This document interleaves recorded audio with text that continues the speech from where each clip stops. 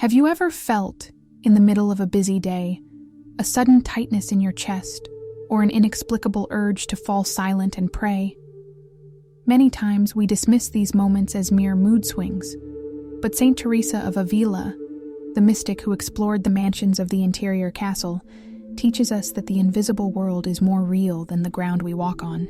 Your guardian angel is not merely a poetic figure of childlike protection. He is a prince of the celestial court, a warrior of light assigned by God to guide your will toward eternity. When heaven perceives that you are losing yourself in the noise of the world, or that a spiritual danger is approaching, your angel begins to emit signals.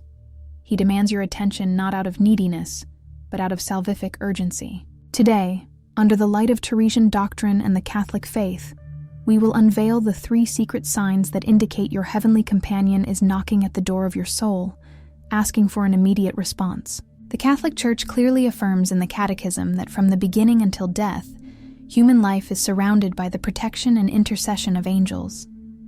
Saint Teresa of Avila took this truth to its ultimate consequences. In her visions, she saw angels not as winged babies, but as flames of fire, beings of overwhelming intelligence and strength.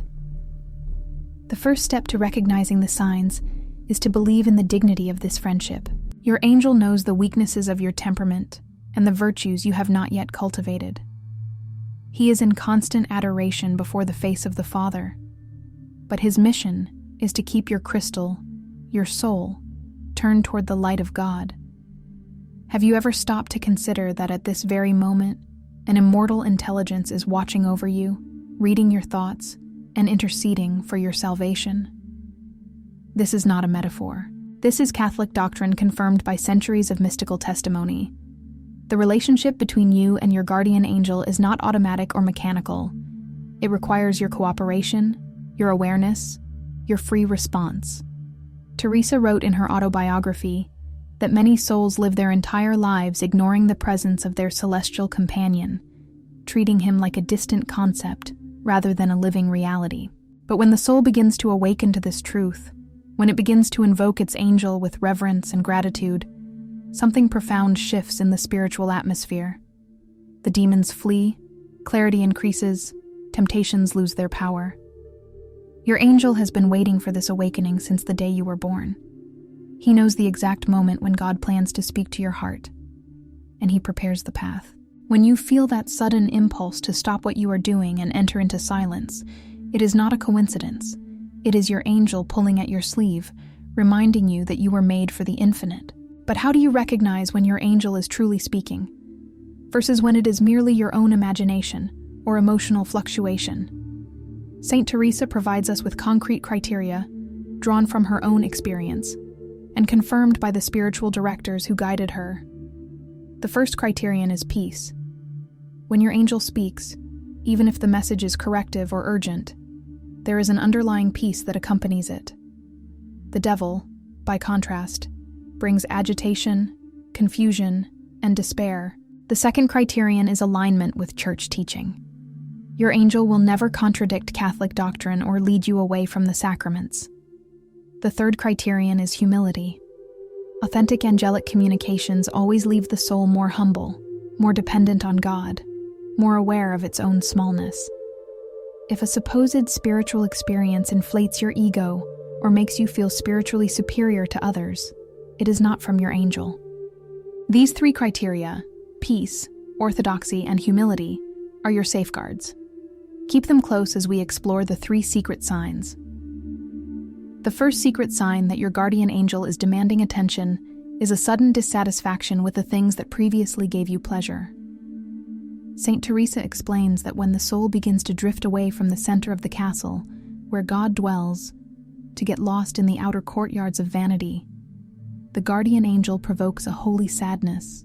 It is a void that nothing in the world can fill. If you feel that television, social media, or empty conversations are becoming bitter to your spiritual palate, know this: it is your angel pulling at your garment, reminding you that you were made for the infinite. He is demanding that you stop seeking water from dry wells.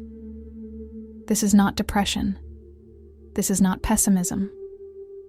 This is the gift of spiritual discernment awakening in your soul. When the world no longer satisfies, it is because your angel is preparing you for something greater. Many people misinterpret this holy restlessness as a sign that something is wrong with them. They rush to distract themselves with more entertainment, more consumption, more noise.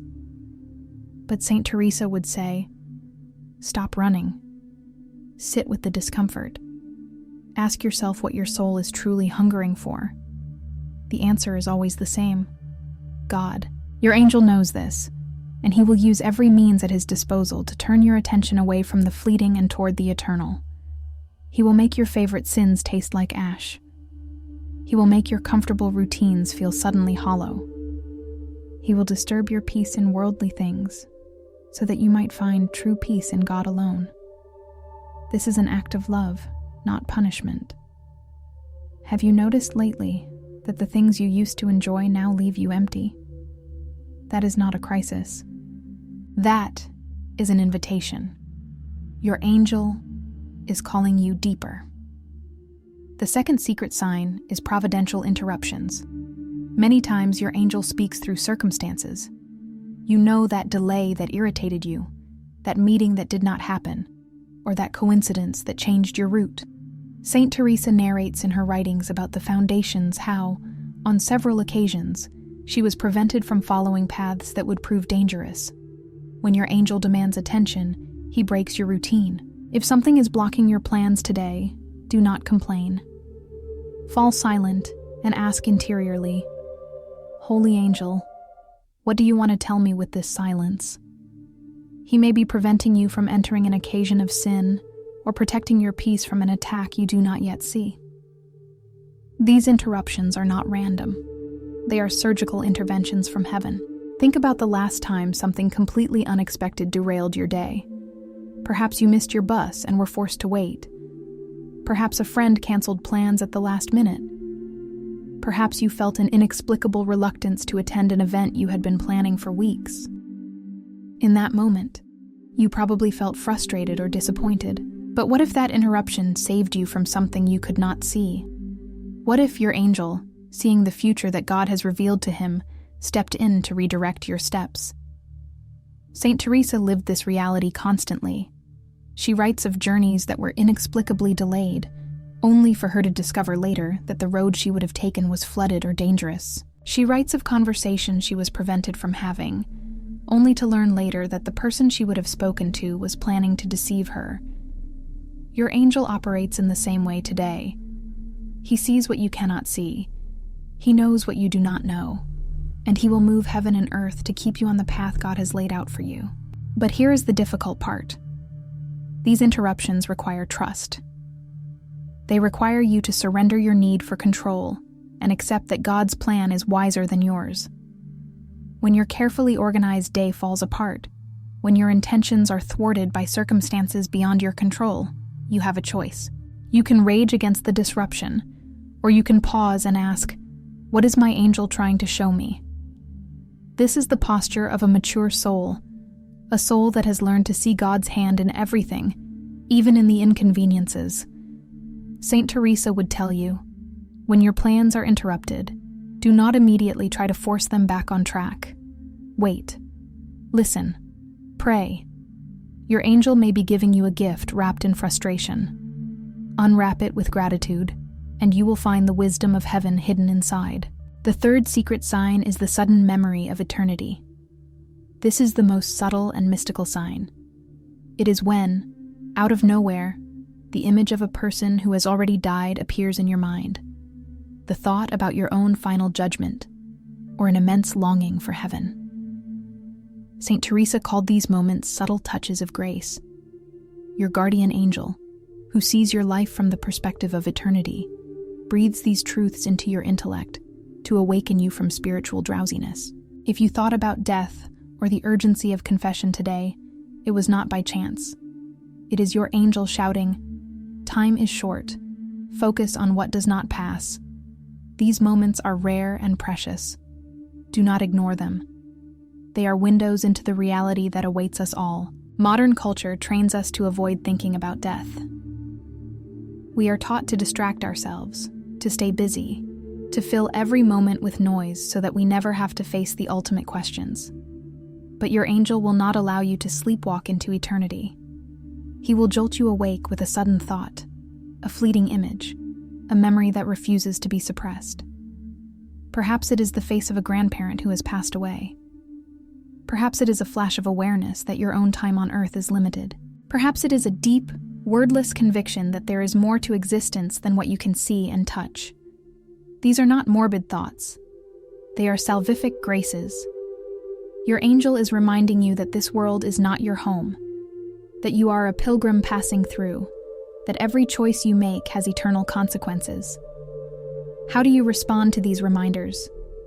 Do you push them away and return to your distractions, or do you let them sink in and reorder your priorities? Saint Teresa teaches that the soul progresses through 7 mansions before reaching union with God in the innermost chamber of the interior castle. But the journey through these mansions is impossible without the constant vigilance of the guardian angel. He is the one who sounds the alarm when the soul begins to drift toward the outer mansions, where the serpents of vanity and pride lurk. He is the one who whispers courage when the soul is afraid to go deeper. He is the one who carries the lantern when the path grows dark. Every time you feel that sudden urge to examine your conscience, to confess a hidden sin, to make a resolution to live more seriously for God, that is your angel at work. He is not content to see you remain in mediocrity. He wants you to reach the throne room, where the king awaits. Will you listen to him? Will you let him guide you? The choice, as always, is yours. But know this: the urgency you feel is real. Your angel is not exaggerating. Time truly is short, and the stakes truly are eternal. A crucial warning from Saint Teresa is that your angel respects your freedom.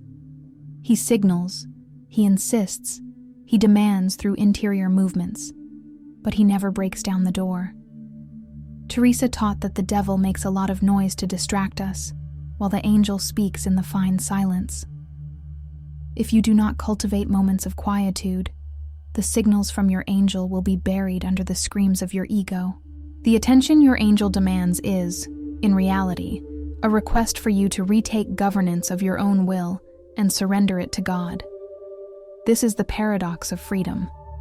You are never more free than when you freely choose to obey the one who made you. Your angel knows this, and he is inviting you into that liberating obedience every single day. But he will not force you. He cannot. God himself will not violate your freedom, and neither will the angel he assigned to you. So what does it mean to respond to your angel's demand for attention? It means creating space in your life for silence. It means turning off the constant stream of media and entertainment and sitting with yourself, with God, with the reality of your own soul.